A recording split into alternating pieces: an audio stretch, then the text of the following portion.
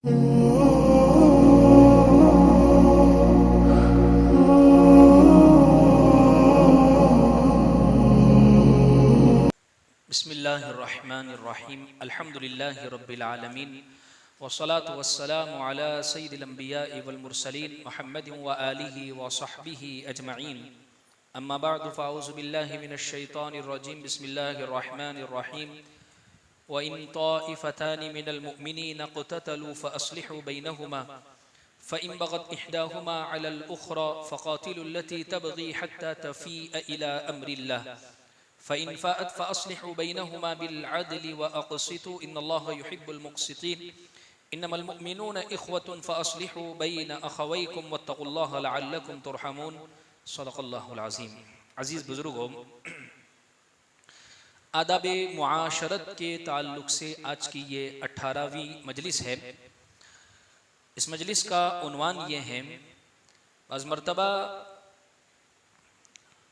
किसी इंसान को किसी के सपोर्ट की ज़रूरत पड़ती है, किसी के साथ की ज़रूरत पड़ती है। बाज़ मरतबा कोई शख्स किसी के पास मदद के लिए आवाज़ लगाता है, तो शरीयत इस्लामिया ये कह रही है अगर किसी का साथ देना है तो हक की बुनियाद पर एक दूसरे का साथ देना चाहिए। मैंने कुरान की ये आयत जो पढ़ी है, ये आयत दरअसल इसी बात को बयान कर रही है। आयत का तर्जमा सुने। फरमाया ये है कि अगर मुसलमानों के दो गिरोहों के दरमियान लड़ाई हो जावे तो दूसरे मुसलमानों को ये हुक्म है कि वो उनके दरमियान में सुलह कराएं। यानी ऐसी सूरत हो गई कि जब दो मुसलमान आपस में टकरा गए हैं, लड़ाई शुरू हो गई, तो पहला काम ये हो दूसरे मुसलमान भाई के जिम्मे कि उन दोनों के दरमियान में बीच बचाव करके सुलह कराए और हत्तल इम्कान उनको लड़ाई से बचाने की वो कोशिश करे, यानी जितना मुमकिन हो वो लड़ाई से बचाए। अच्छा, इससे अगर काम चल जाता है तो बहुत अच्छा है, मकसद हासिल हो गया।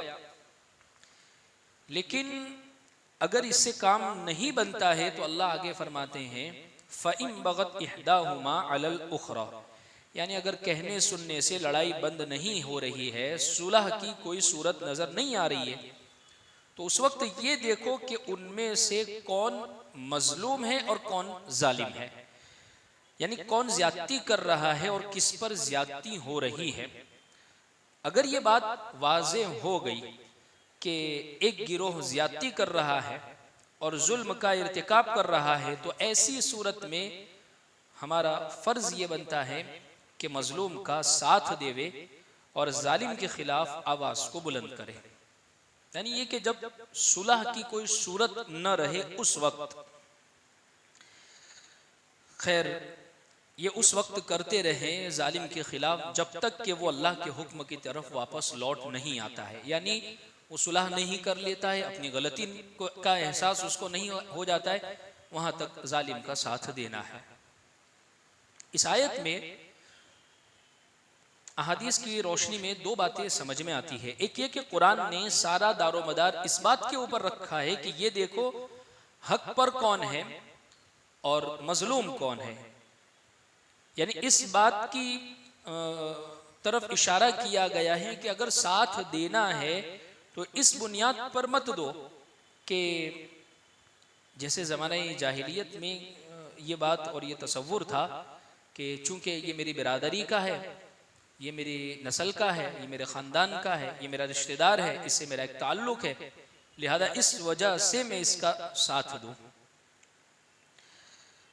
तो इस बुनियाद पर साथ देना ये तो ज़माने जाहिलियत वाला गोया तसव्वुर था।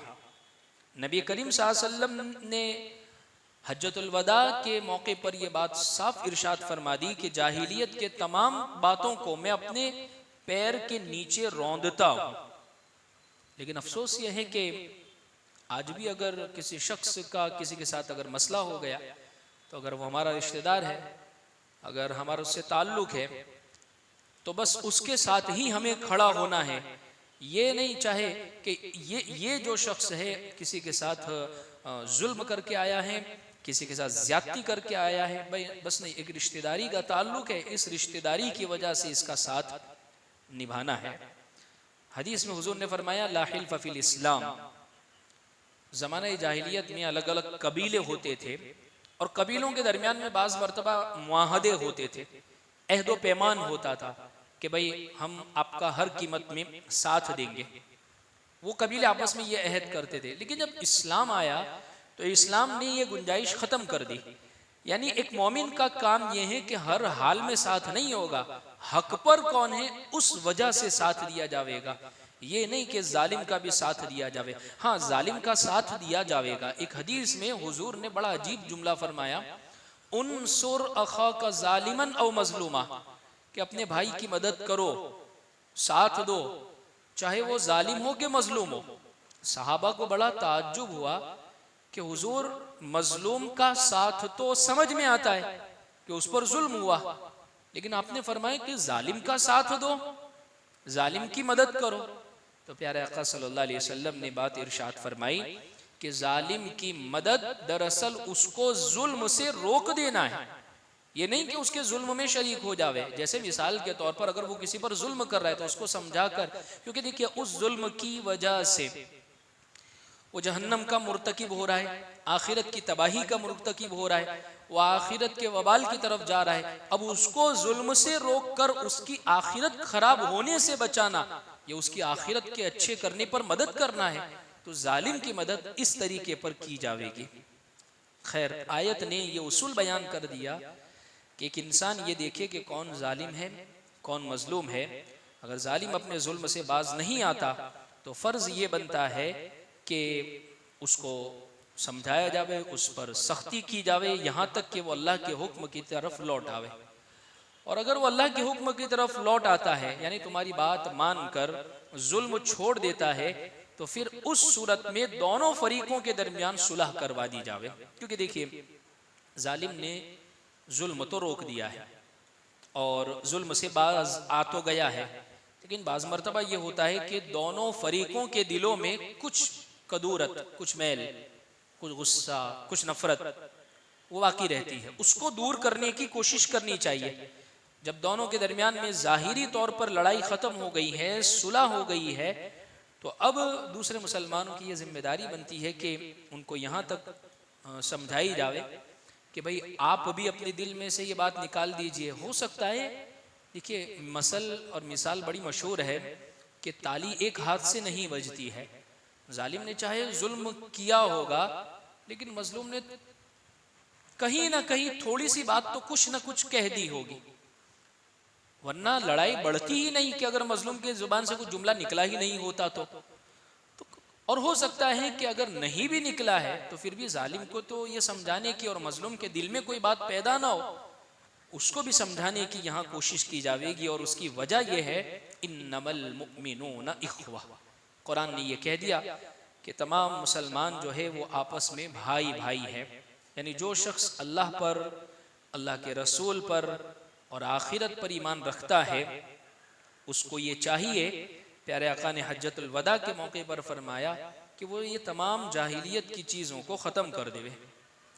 इसलिए अरब में ये चीज़ बड़ी थी। अरब कहते थे कि हम अरब है और पूरी दुनिया को आजम कहते थे, यानी फजीलत के लिहाज से। हुजूर ने हज्जतुल वदा के मौके पर फरमाया ला फज़्ल लि अरबिय्यिन अला अजमिय्यिन वला लि अबयज़ अला अस्वद इल्ला बित्तक़वा। किसी अरबी को किसी अजमी पर कोई फजीलत नहीं, किसी गोरे को किसी काले पर कोई फजीलत नहीं। फजीलत सिर्फ तकवे की वजह से, यानी जो अल्लाह से जितना ज्यादा डरने वाला है वो फजीलत के लिहाज से बहुत बड़ा है। भाई दुनिया की फजीलत तो किस चीज़ की, बाज़ हमारे अकाबिरीन फरमाया करते थे कि दुनिया का मामला तो ऐसा है कि ऐसे रहे या कि वैसे रहे, वहाँ देखना है कि कैसे रहे। दुनिया में तो हर हाल में इंसान खाते हुए, कमाते हुए, फकीरी की हालत में, अमीरी की हालत में भी जा रहा है, लेकिन असल मसला तो आखिरत का मसला है कि वहां जाने के बाद अगर राहत और इत्मीनान का सामान उसको मयस्सर हो रही है तो ये है असल कामयाबी। इसीलिए तो कुरान ने ये बात इरशाद फरमा दी, फमन ज़ुहज़िहा अनिन नारी व उदखिलल जन्नत फ़क़द फ़ाज़, जहन्नम से बचकर जन्नत में दाखिल हो गया, ये है सबसे बड़ी कामयाबी। दुनिया की सारी कामयाबियाँ वो कामयाबियाँ नहीं है, सबसे बड़ी कामयाबी यह है कि जन्नत में दाखिला मिल जावे। खैर, इस बात के बाद हुजूर ने एक जुमला ये इरशाद फरमाया कि जब मुसलमान आपस में भाई भाई है तो इस उसूल का नतीजा हुजूर ने खुद ये बयान फरमाया, इन्नल मुस्लिम अखुल मुस्लिम ला यज़लिमुहु वला युसल्लिमुहु, कि एक मुसलमान का भाई है, न वो उसके ऊपर जुल्म करता है न उसको बेयारो मददगार छोड़ता है। यानी उसको जब मदद की ज़रूरत हो तो उसको बेमदद भी नहीं छोड़ता है। यानी एक मुसलमान का काम यह है कि वो एक मुसलमान भाई की खबरगिरी करे, जिस लिहाज से भी हो, जिस एतबार से भी हो। ये सिर्फ अखलाकी हिदायत नहीं है कि भाई हमारे अखलाक अच्छे हैं तो इस वजह से ये करेंगे, बल्कि दरअसल हमारा ये दीनी फरीज़ा भी बनता है। इसीलिए एक हदीस में हुजूर ने ये भी फरमाया कि जो शख्स किसी को गुनाह से रोकने की ताकत रखता हो अपने हाथ से, तो उसको हाथ से पकड़कर गुनाह से रोके। जबान से बोलने की ताकत है तो जबान से बोलकर रोके। अगर ये भी ताकत नहीं है तो फिर दिल में उसको बुरा समझना, और इसके बाद ईमान का कोई दर्जा नहीं। लेकिन पहली दो बातें हुजूर ने ये बयान फरमाई, तुम्हारी इस्तिताअत, तुम्हारी ताकत अगर ये है तो उसको उस जुल्म से, उस गुनाह से, उस नाफरमानी से रोकना, ये तुम्हारा दीनी और अखलाकी फरीज़ा बनता है। खैर, मुआशरे में नज़र डाले तो ये मंजर आता है कि जो गरीब दरमियानी किस्म के लोग हैं वो एक दूसरे की मदद करने के लिए तैयार हो जाता है, लेकिन दौलतमंद मुआशरे में ये मंजर नज़र आता है कि किसी को किसी की कोई परवाह नहीं। मेरे पड़ोसी पर क्या हाल गुजर रहा है, रिश्तेदारों पर क्या हाल गुजर रहा है। तो इस चीज़ के ऊपर भी गौर व फिक्र करने की ज़रूरत है कि कुरान की दरअसल आयत हमें जिस रिश्ते के साथ जोड़ रही है वो ईमानी रिश्ता है। अगर दिमाग में ये बात बैठ जाए कि मुसलमान हमारा भाई है तो न जाने कितने झगड़े ख़त्म हो जाएंगे, कितने फसाद, कितनी लड़ाइयाँ, कितनी आपस की रंजिशें, कितनी दिलों की कदूरतें, वो तमाम के तमाम ख़त्म हो जाएगी। आज देखिए ना, मुसलमान के ख़िलाफ़ सफ़ आ रहा है, मुसलमान के ख़िलाफ़ बदतमीज़ी पर आमादा है। तो हुजूर की अहादीस बयान करने का मकसद यही है कि इन आयात में जो हुक्म दिया गया है कि जालिम का साथ न दो बल्कि मजलूम का, तो ये इस वजह से है ताकि मुआशरे में इस्लाह हो। अच्छा, एक और बात ये भी है, बाज़ मरतबा ये होता है, ये हुक्म उस वक्त है जब हमें साफ साफ वाज़ेह तौर पर यह पता चल जावे कि ये शख्स हक पर है और ये शख्स नाहक है, तब ये हुक्म है कि हम जालिम का साथ न देवे, मजलूम के साथ खड़े हो। लेकिन बहुत सारी मर्तबा हमें नहीं पता होता है कौन जालिम है कौन मजलूम है। दो लोग आपस में लड़े और पता ही नहीं चलता है कि कसूर किसका है, हक पर कौन है, बातिल कौन है। तो ऐसी सूरत में हम क्या करें? और हमारे सामने अक्सर यही बातें पेश आती रहती है। भाई हम अगर जिम्मेदार हैं, अगर हम बड़े हैं, हमारे सामने कोई बात आई, अब दो लोग साथ में मिलकर अपनी बात बयान कर रहे, वो जितना चर्ब जबान है, जितना अच्छा बोलने वाला है, वो अपनी बात अच्छे से रख सकता है, तो उसके मुतालिक ये समझ लिया गया कि हाँ यही मजलूम होगा। और जो अपनी बात नहीं रख सकता है, बोल नहीं पा रहा है, उसके साथ जो बीती है वो सुना नहीं पा रहा है, तो ये समझ लिया जाता है यानी वो बात अपनी नहीं रख पाया। तो ऐसी बाज़ मरतबा शक्लें और सूरतें हमारे दरमियान में बड़ी पेश आया करती है। तो नबी करीम सल्लल्लाहु अलैहि वसल्लम ने खुद इरशाद फरमाया उस वक्त में कि एक वक्त ऐसा आएगा कि दो फरीक आपस में लड़ रहे होंगे, दोनों मुसलमान कहलाएंगे, ये फैसला करना मुश्किल होगा कि कौन हक पर है और कौन बातिल पर है। आपने फरमाया कि ये लोग अंधे झंडे के तहत लड़ रहे हैं। ऐसे वक्त आपने ये हिदायत दी, फ़अतज़िल तिलकल फ़िरक़ कुल्लहा, कि तुम उस वक्त उन सब से किनारा कशी इख्तियार कर लो और उस वक्त किसी का साथ न दो और किसी की हिमायत न करो, न किसी की मुखालिफत करो, बल्कि उस वक्त खामोशी के साथ अपने काम में लगे रहो। इसलिए कि अगर तुम किसी का साथ दोगे और तुमने अपने गुमान के मुताबिक ये समझ लिया कि ये मजलूम है, हालांकि आपको पूरा इल्म नहीं है, तो कहीं ऐसा ना हो कि जालिम की तरफ से तुम्हारे ऊपर सरकशी, बदतमीजी और पता नहीं किस किस्म की बातें खुल जावे। तो हुजूर ने ऐसी सूरत में अलहदा रहने का हुक्म फरमाया और ऐसी सूरत को हुजूर ने फितने से ताबीर फरमाया। और फितना इसी का नाम है कि इंसान पर हक वाज़ेह न हो कि बात क्या है। ये पता ही ना हो कि कौन हक पर है और कौन बातिल है। अगर हक वाजे नहीं है, अगर हक वाजे हो गया है तो वो फितना नहीं है, और हक वाजे नहीं हो रहा है तो वो फितना है। और फितने के सिलसिले में हुज़ूर अकरम सल्लल्लाहु अलैहि वसल्लम ने अलग रहने का हुक्म दिया है। यहाँ तक कि आपने इरशाद फरमाया कि अपने घर में चुपचाप बैठे रहो और बाहर निकल कर लड़ने वाले गिरोहों को देखो तक नहीं। बाज़ मरतबा हमारी बड़ी अजीब आदत होती है, जहाँ कोई फितना फसाद हुआ, जहाँ कोई ऐसी बात पैदा हुई है कि हमें उसको देखने का बड़ा शौक़ है, वहाँ जाने का बड़ा शौक़ होता है। अल्लाह के रसूल सल्लल्लाहु अलैहि वसल्लम ने ऐसे मौके के ताल्लुक से ये बात इरशाद फरमाई है कि इन तमाम चीज़ों से अपने आप को दूर रखो, इन फितनों की चीज़ों से। तो ख़ास तौर पर जब ये ऐसी सूरत हाल जब पेश आई है तो उस मौके पर ये, वरना आम सूरत में जैसे मिसाल के तौर पर घरों में जो लड़ाइयाँ हुई, दो रिश्तेदारों में लड़ाइयाँ हो गई, तो वहाँ तो हमारा बस चल सकता है कि इन दोनों के दरमियान में हम सुलह करा सके। हम अगर बड़े हैं तो उन दोनों के दरमियान में पहली सूरत यही है कि उनके अंदर सुलह की। नहीं, वो ये एक हदीस मैंने इससे पिछले बयान में जिक्र की थी कि अल्लाह के नबी सल्लल्लाहु अलैहि वसल्लम इमामत के लिए आपको ताखीर हो गई और हज़रत अबू बकर सिद्दीक रज़ी अल्लाह अन्हु नमाज के लिए खड़े हो गए थे इमामत के लिए। ये मौका था एक, वजह क्या थी? झगड़ा था, उसको हल करने के लिए अल्लाह के नबी सल्लल्लाहु अलैहि वसल्लम को इतनी ताखीर हो गई कि मस्जिद नबवी में जमात का वक्त हो गया था। इससे एक अहमियत और अंदाज़ा ये पता चलता है सुलह की फजीलत कितनी ज़्यादा है। तो इसलिए कोशिश यही होनी चाहिए कि हमेशा सुलह की कोशिश करनी चाहिए। बाज़ मरतबा हमें मालूम होता है हम दरअसल इतने खुदगर्ज या अपनी ही मौज में मस्त रहने वाले न बन जावे।